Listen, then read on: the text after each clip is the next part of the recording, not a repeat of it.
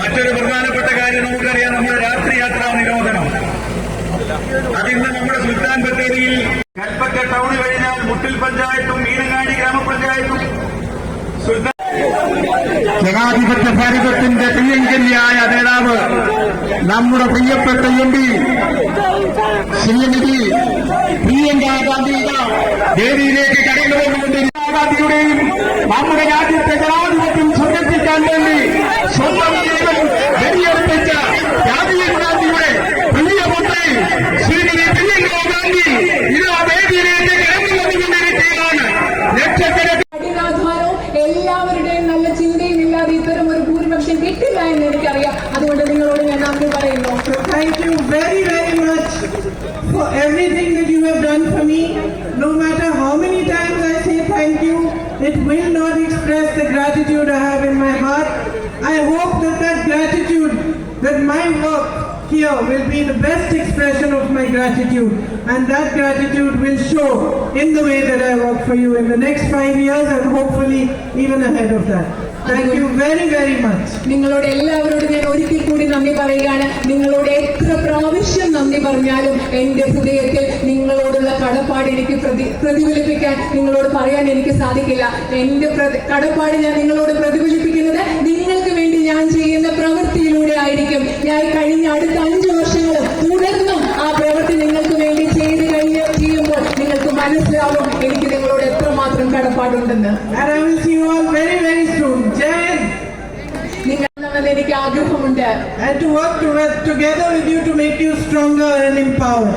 നിങ്ങളെ കൂടുതൽ ശക്തിയുള്ളവരാക്കുന്നതിന്, കരുത്തുള്ളവരാക്കുന്നതിന് നിങ്ങളോടൊപ്പം ചേർന്ന് പ്രവർത്തിക്കണമെന്ന് എനിക്ക് ആഗ്രഹമുണ്ട്. So I want to thank all of you, and especially all my colleagues in the UDF, all the workers of the UDF who have worked so hard for this election.